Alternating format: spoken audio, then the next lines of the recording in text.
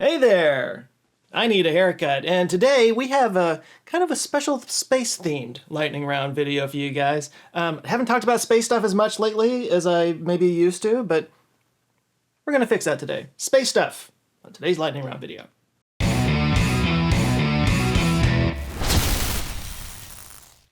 Thanks for joining us today. For those of you who don't know, lightning round videos are a thing that I do on this channel where I take questions from Patreon supporters and channel members who support at a certain level. They get to ask questions. I give them answers, to the best of my ability anyway. These are not as heavily researched as my normal videos, just more of a lightning round thing, which is why I call it lightning round. So if that's something you would like to do, you can just go to patreon.com/answerswithjoe or just click the little membership thing down below. Take a look at what the offers are. Maybe you could ask a question like our first guy right here. All right, Corey Zahas asked, what are your thoughts on the recent research into Exodus drive and its reported anomalous thrust in excess of 1G? Are we seeing tendrils of new physics or just getting fooled by another vacuum chamber anomaly? Well, first of all, welcome, Corey. This is his first lightning round question, so let's see if I can do it justice. Okay, so no, I haven't heard anything about the Exodus drive before until I got this question, but it looks like it's another propellant-less drive kind of thing, kind of like the M drive. So there have been several propellant-less drives proposed over the years, like the M drive that I just talked about, and I've covered that way back when. Maybe we can put a little sticker up here, but the thing about propellant-less drive, it really is kind of like the holy grail of space technology. This is why so many people are trying to make something like this happen. So yeah, what we use right now, they call it chemical rockets. That's basically what we call the rockets that we use right now. They use chemicals that you burn or combine in a certain way in order to, push the exhaust out, creates thrust in the other direction. But the problem is chemical rockets are extremely limited, and they're subject to what they call the tyranny of the rocket equation. So it's like, the bigger the payload that you need to get into space, the more fuel you need to get that payload up there, because you're trying to get more mass up there. But that extra fuel to get that extra payload up there itself adds weight, which means you need more fuel to counteract the weight of the fuels, which adds more weight, and then you need more fuel to get that weight. There's a reason why they call it tyranny. So it's always this finding this fine balance. Getting a rocket into space is a very balanced equation of like just the right amount of propellant to get it up there, but not even an ounce more. And if you're going out into deep space, beyond the moon or Mars, Jupiter, that kind of thing, you can't just like push the whole way. You kind of do a burn to get out of the Earth's atmosphere, and you make sure that your trajectory is correct. And it's really more like firing an arrow. Like, you got to get it all just right there, because you launch it and then you just coast the rest of the way. Now that means that there's not a whole lot of adjusting you can do after you fire. There is some, don't get me wrong, there is some. But that's a problem. But there's also the problem that you can't really go very fast. You can only go a certain speed because you only have so much chemical juice to burn to get up to the speed to get where you're going. So like, if you were able to have a constant acceleration the whole time, even a tiny, tiny one, that adds up a little bit at a time over long enough periods of time, you get going super fast, like way faster than you could with a chemical rocket. This is kind of the idea behind ion drives, and I love ion drives. I think they're really cool. They have a very, very low thrust. You can never launch an ion drive straight from the surface of the Earth into space. It has nowhere near enough power to do that. But once you're in space and you're kind of going where you want to go, that ion drive will just add a little bit of acceleration, and it just compounds and compounds over time until you're going super fast. But even ion drives run out of fuel. They run on like xenon and argon and stuff.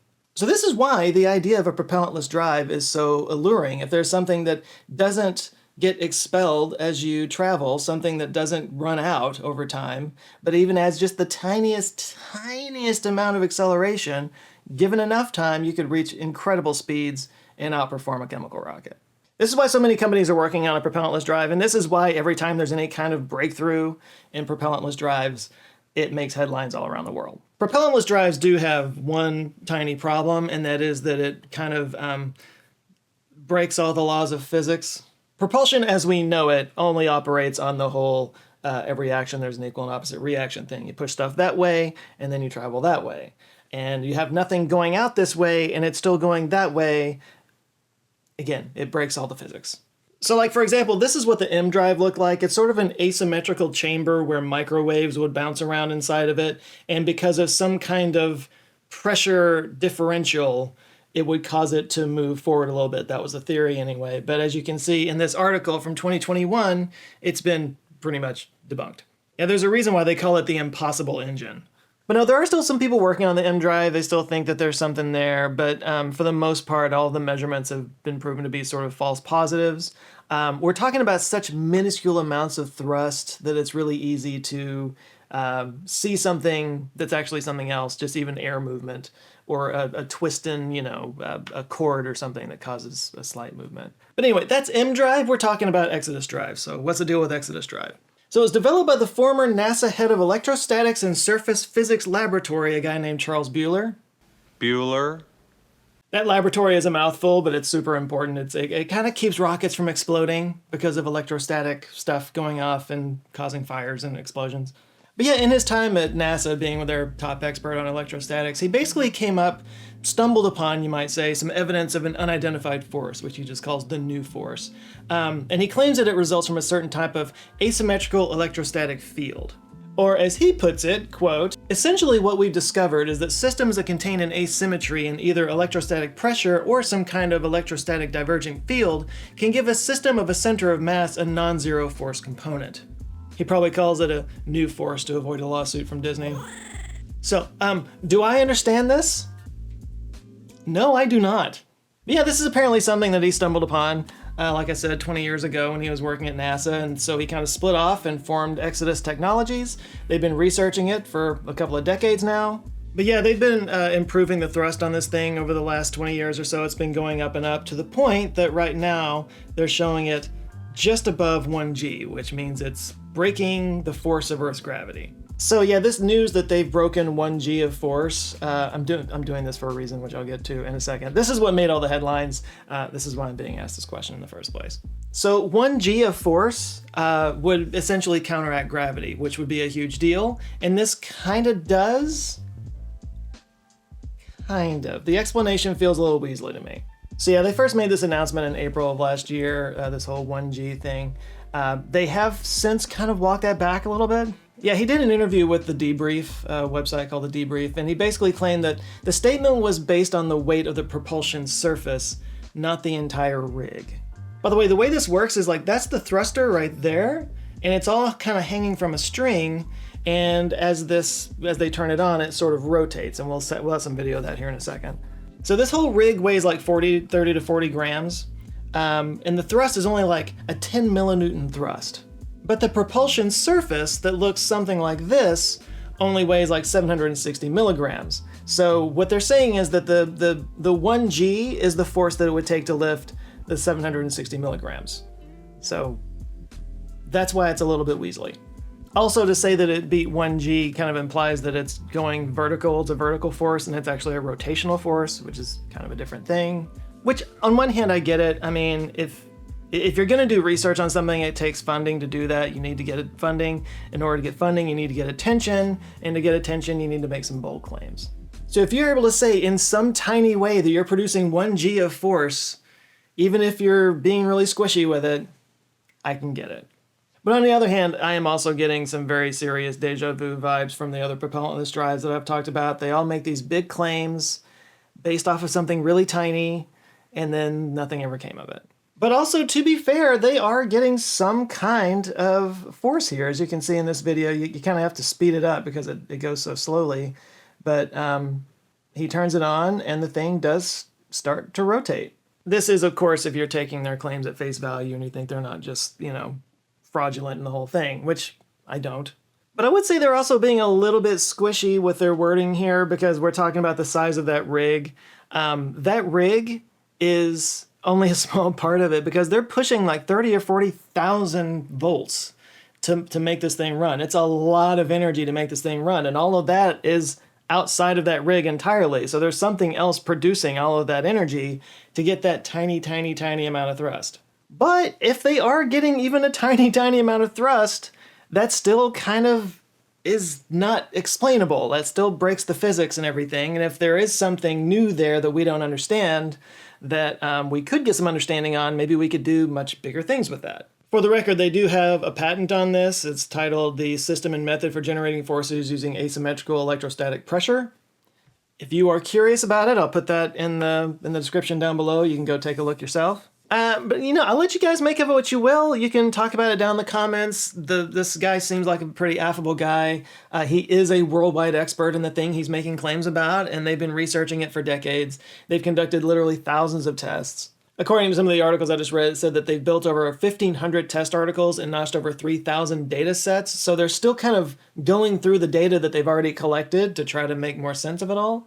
And according to the interview I read, they did keep track of like what went wrong with the M drive and all the false positives that the M drive people ran into. So they've been trying to like counteract that, try to factor that into their measurements and whatnot. But yeah, make no mistake, we're not on the verge of like Fifth Element style flying cars or Star Wars land speeders or anything. Like this is about as minuscule of a force as you can think of.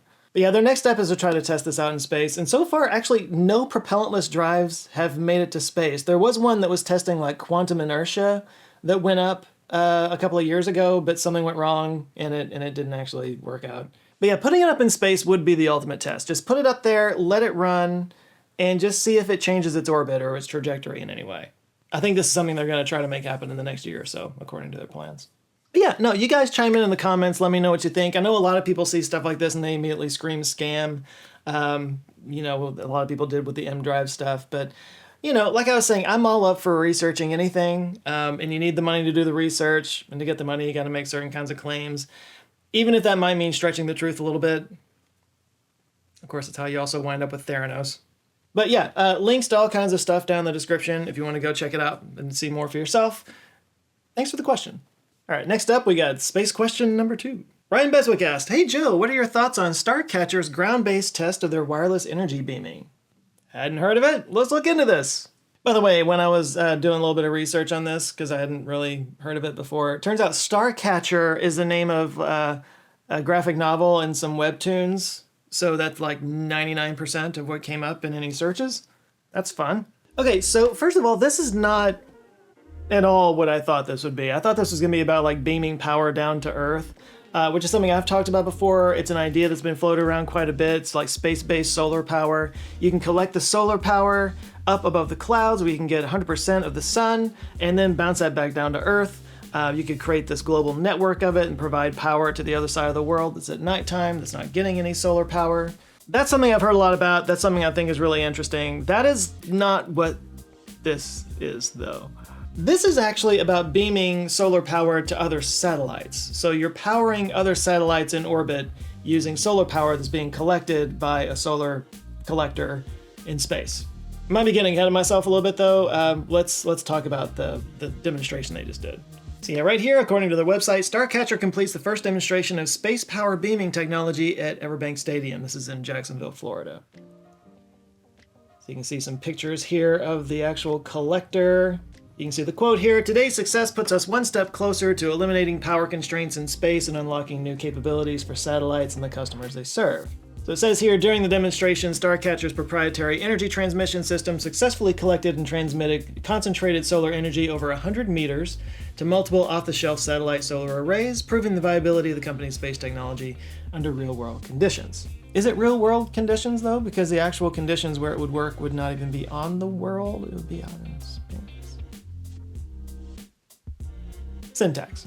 But yeah, they actually got a media kit here with some photos from the demonstration showing it collected over here. I think the idea is that they're collecting it on just regular solar panels that they would have on, or smaller solar panels that they would have on satellites up in space.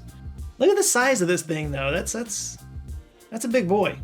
I will say I'm not quite sure if this is like they collect it, process it, and then beam it out through like a microwave beam or something like that, or if it's literally just an optical thing where they just bounce it around, because you can see mirrors right there. But there he seems to have like a laser kind of thing. But anyway, they tested it on a football field. It worked. They're calling it a success. The next thing they want to do is try to test it in space. They've gotten $12.5 million in grants. Pretty small potatoes when it comes to space travel stuff, but it's something they can use to develop and grow off of. The big question, of course, is does this make sense? So their big idea is that they've gotten the size and the mass of satellites down incredibly small over the last 20, 30 years or so, but the power needs have not scaled down as much. meaning you still need large batteries or a large solar array, which costs money, which adds space, which adds weight. So the idea is that they can get a solar capture network in space at around 1,500 kilometers in orbit, so pretty far up there. Then they could beam the energy down to client satellites, which cuts down on their costs, and then they can send the power only when and where it's needed. So like, I guess if the satellite is not needing power right now, it can just sort of power down, sit dormant, and then when, a client wants to use that satellite for something, they can just take the power from Spacecatcher, from Starcatcher, and use the satellite when it's needed. So yeah, I don't know how big their client base would be for this. But I mean, the upside is if they can commercialize this and commoditize power in space, make a little money off of it, that could fund their research. And then they wouldn't rely on, taxpayer money and the whims of government, which can shift all the time. Ultimately, they say they want to set up something around the moon for like lunar power from moon bases, and maybe eventually Earth power, which I do think would be an amazing idea. Anyway, I'm all for technological advancement and progress. I'm all for researching and trying new things. I'm with them. I wish them the best. I do have a couple of reservations. Like, the cost of all these things that they're solving for, spaceflight, solar panels, batteries, the cost of all these things are going down. So I'm not sure how needed this is, especially in the coming 10, 20 years. Like, a customer would have to do the math and figure out if the cost of launching a satellite and building the satellite and the batteries and the launch by far is the most expensive part of that. Would that be more or less than the cost they would pay for an ongoing indefinite subscription to this power service? Also, from what I read, it would take a lot of launches to get this network in orbit. This would not be a small thing. This would have to be a massive infrastructure. Like, again, you can see the size of this thing, and it was just a test. This is just a demonstrator. So actually getting a real infrastructure up in space, it would take probably dozens of launches. Like, this is something that has to collect a lot of solar energy, so it's got to be big to collect all that solar energy. So in conclusion, good for them. Glad to see the progress. I think that's exciting. Interested to see where things go from here. They might have to do a space test in the next year or so. I would look forward to that. That'd be cool. Yeah, I'm not sure I 100% get it, but if there's something I'm missing, then please straighten me out in the comments below. All right, next question comes from Fishtail. He says, my favorite slogan, AU H2O 1964, Barry Goldwater's presidential campaign slogan. What are your top 5 favorite slogans? Was that really his campaign slogan? Gee, I wonder why he didn't win. Now, AU, gold, H2O, water, gold, water, I get it. But, I mean, like, you have to be a certain... Most people aren't going to get that. It is clever, though. I'll give it that. It is clever. It's just not everybody's going to get it. So this is one of those things where it's like somebody asks you what your favorite movie is, and then suddenly you can't think of any movie you've ever seen in your life. Like, some of you might know, some of you might not know. Before I did YouTube, I was an advertising copywriter for like 15 plus years. So this is sort of my domain. So you would think that I had some like geared up, ready to go, but I had to actually kind of think about this for a minute. So I know I'm biased being from Texas, but one that I would absolutely put near the top of my list would be Don't Mess with Texas. And the reason why I put this up close to the top is because most people hear Don't Mess with Texas and they think that it's like the slogan for Texas because you see it everywhere. It was actually an anti-litter campaign back in the 70s or 80s. And that's why I say it's a great slogan, because it has transcended what it was meant for. Like, it was a slogan that was literally adopted by Texans as their little mantra, and it's lived beyond its intended purpose. And the reason why I think that makes it a good slogan is because it clearly tapped into something deep inside of Texans. Texans are very proud of being Texan. We're like vegans, just give us enough time, we'll tell you. So they were able to come up with a slogan that both, served its purpose of getting the idea across, like, littering is like messing with Texas. It's defacing this wonderful place that you love so much, that you identify with so much. But also it taps into that Texas pride, that Texas feeling of being tough, like we all identify as like being tough and stuff, so like don't mess with Texas. And it kind of it just had a life of its own afterwards. Nike's Just Do It campaign is a classic. It taps into not just like what their product helps you to do, but it's also about the spirit of adventure and athleticism and getting out there and embracing the world and embracing life. Just do it. It's a good slogan. It also, I think it transcends its actual product. I was always a fan of the Volkswagen campaigns from the 60s and 70s. I think they were groundbreaking. Actually, I should probably say 50s and 60s. They kind of changed advertising. because advertising used to just be a whole lot of text, just like saying, 9 out of 10 doctors smoke Camels or whatever, but then Volkswagen came along and they started introducing cleverness to advertising. So their Think Small campaign with the Volkswagen Beetle has always been a favorite of mine. Apple's Think Different campaign, even though grammatically it's not quite right. A good measure of a good slogan is that it hits the target market, it hits the demographic. And that can mean reaching out to a certain group of people. It can also mean excluding a certain group of people. You're sort of picking your audience. And when you say think different, as Apple did, especially at that particular period of Apple's company life, they were kind of on the outs at the time. IBM was taking over. Microsoft was the big deal. So Apple created these computers that were brightly colored and really interesting and had design-forward elements to it. And they came up with Think Different. Be a different person, think different, be creative, think outside the box, do the things that other people aren't doing. You're that kind of guy. You're that kind of person. You should get an Apple. Diamonds are forever is a fantastic slogan because it works on a couple of different levels. First of all, people give diamonds in engagement rings, which, a marriage is supposed to be forever. It's supposed to be for the rest of your life. It's supposed to be.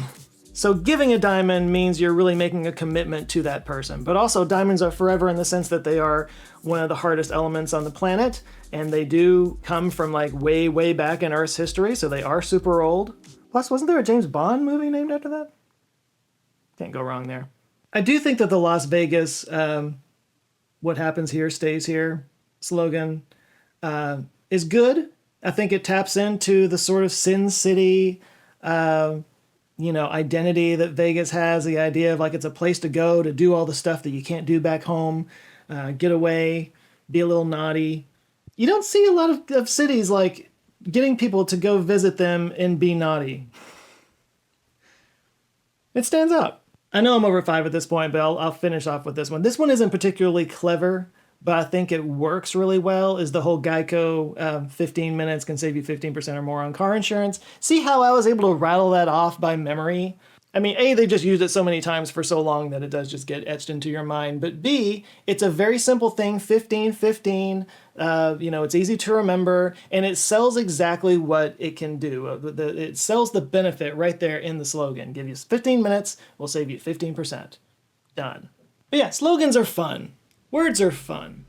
All right, we got one more question. It is back on the space topic, but before I do that, I got to give a shout out to all the new Patreons and subscribers. Zoe, get your wand ready. We're going to bless some people. Here we go. New Patreons this month. We've got Zoe's #1 fan. Well done. Lady Liz Legenfelter, Zagalanowani, Mike, Carrie Christensen, Hokey Knight, Leslie, Jacob, bunch of numbers, James Murphy, Corey Zahas, who had a question today, thank you, Kevin Hoffer, and Tiffany Johnson. And for the new members that have joined, we've got Tori Kelly, Mark Boyce, The Deer, aka Connor Owens, Jesse Patton, Malcolm Bowling, Vitelius, BDCAV, Joe Francisco, Carl Livingston, Goofy Heathen, Tube Dogs, Tuxi Karat, I'm not saying that right, Jesus Flores, Don Lee, Jason Thomas, Rob McIver, Helmet Fire, Decitus, Lena Lane, Nerdcraft, Nick Snyder, Tree Skates, Kids Perfect, and Peter Simmons. Apologies if I got any of those wrong, but thank you guys so much for joining. If you would like to join them, get early access to videos, get a shout out on this video, and do things like Zoom calls and exclusive live streams, all the cool stuff, you can go to patreon.com/answerswithjoe or hit the join button down below to become a member. Thank you guys so much. All right, our last question today comes from JD Creeper, who asked, do you find the increased privatization of space to be concerning? Make no mistake, these are entities that explore and learn about the universe for the sole purpose of profit and control on Earth. That's a big debate, man. There's pros and cons. There's pros and cons on that. Like, I've often used the airplane analogy. In the early days of aviation, a lot of that was nationalized. A lot of it was done by government agencies, and eventually it got handed over to private companies. I guess my question is, would you want the airplanes to be nationalized and controlled by the government? I think in some countries that's the exact case. Once again, we're talking socialism versus capitalism in terms of how different countries run themselves. But my understanding is, kind of moving forward from this point, NASA's sort of ceding low Earth orbit to private corporations so that they can focus on more deep space throughout the solar system kind of stuff. And I feel like this is a natural progression of things, at least in the way we've always done things here in the United States. The government kind of first starts the technology and then it hands it over into private companies. I mentioned airplanes a second ago. You could say the same thing about internet. Now, we keep saying that we're in a private space race right now. If I had it my way, I would prefer it be a 1960s style space race where like there's a significant percentage, or at least a noticeable percentage of the government revenue that gets put into space travel. I would love it if the space travel was that much of a priority for our country. But, with NASA's budget going down over and over again throughout time, and again, it's sort of subject to the whims of whatever party is in power or person that's, in control, then it can be hard to keep that on a steady pace moving forward, especially over long-term projects, which space things usually are. I don't see a groundswell of support across the country for people paying extra taxes for space travel. That would be nice, but that's not where we are. But to your point about that they are profit-driven and that they want to control people, I don't know. I feel like you can make that argument about any company or corporation, really. Every company wants to make money, and they want to at least control people in the sense that they want people to, spend their money with this company to buy their products or services and whatnot. But you're right. I mean, it's a profit-driven enterprise, and there's always room for abuse in that. But this goes across every single sector of humanity when you look at it that way.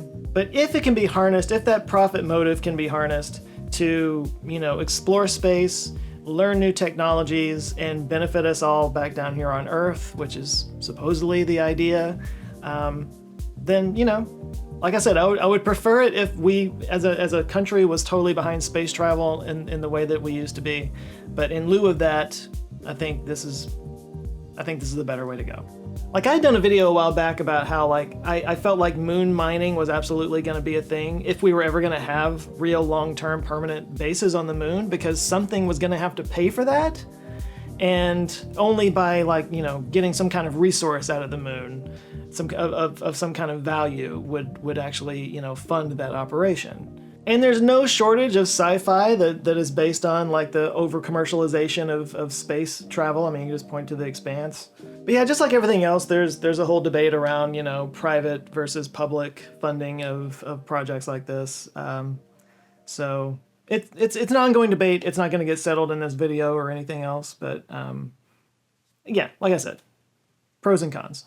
But yeah, one piece of space commercialization that's come about recently with Starlink and Amazon Kuiper is space-based internet, which I mentioned the internet just a minute ago as an example of something that kind of started with the government and then got handed over into private hands. And there were pros and cons in that. There have been plenty of pros with the internet and the commercialization of the internet. There's also been some cons, like spam texts and spam emails. How you just keep getting spam texts and emails, and no matter how many times you reply stop or hit unsubscribe, they just keep coming. It's like the worst game of whack-a-mole in history, and it's the bane of our current existence. That's because all these lists that you keep unsubscribing from are getting your information from the same place.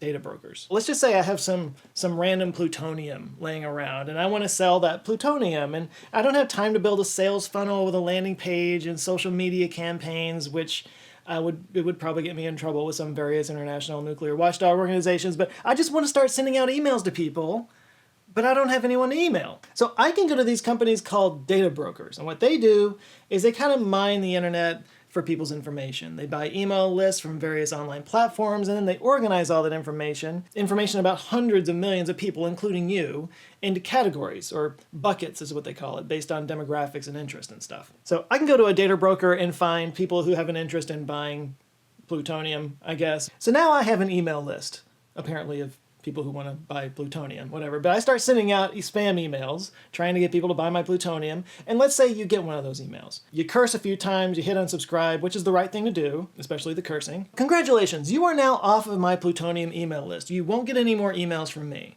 But you're still on that data broker's list. And there is no unsubscribe button for that, which is why sometimes you'll set up an account on website A just because you need to buy something for a gift or whatever, and then suddenly you're getting all these emails from some random company B. That's because within literal hours of you making that account for company A, these data brokers have bought that list from company A and sold it to company B. And the game of infinite whack-a-mole continues. All of this is somehow perfectly legal.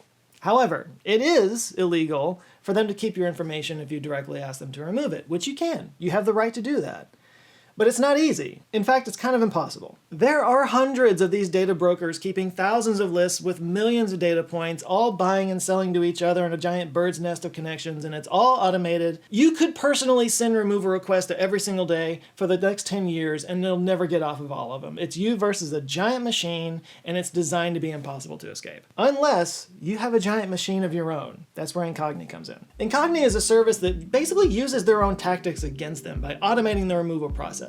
They send out hundreds of removal requests on a daily basis, and then they follow up day after day after day, relentlessly hunting down your information and removing it from their dastardly web. Over time, you'll see the number of spam calls and emails go down to a point where you can actually live your life in some kind of relative peace from that anyway. But there's actually an even bigger reason to use Incogni, something way worse than data brokers, and that's people search sites. Like, data brokers suck, but they're kind of just an annoyance. People search sites can put you in legitimate danger. These are sites that literally anybody can access, not just a business or some marketing group or whatever. These are open to the public. So employers, landlords, government workers, random strangers, they can all get access to your property records, your financial data, even your political beliefs. Like, stalkers often use these people search sites to get information about their victims, and scammers to find their marks. Incogni will get you off of those people search sites too. It's kind of a weird thing to say in a sponsor read, but I wish this company didn't have to exist. But unfortunately, we live in a world where it very much does. So put Incogni to work protecting your privacy today and save 60% off the annual plan by signing up at incogni.com/JoeScott and use the code JoeScott at checkout. That'll give you a whole year at a ridiculously discounted price, and you can see for yourself how much of a difference it makes. It certainly won't get worse. So you can escape the spam trap. There is hope. Just go check out Incogni at the link down below. All right, thank you guys so much for watching. If this is your first time here, maybe check out this video. It might not be a lightning round video, it's more my regular thing, but you might like that. Google thinks you might like it. Or you can check out any on the sidebar over here if you're watching on your browser. Does anybody actually watch on your browser anymore? Is that even a thing? Either way, go check them out. If you enjoy my videos, I invite you to subscribe. I come back with videos on some Mondays. We'll be spinning up to a normal level again soon, I promise. Big thanks to all the patrons who wrote in with their questions, and to all the patrons who don't support at that level and are just supporting the way you do. You guys, I really do appreciate it. It means a lot to me. But yeah, I think that's it for today. You guys go out there, have an eye-opening rest of the week, stay safe, and I'll see you next time. Love you guys. Take care.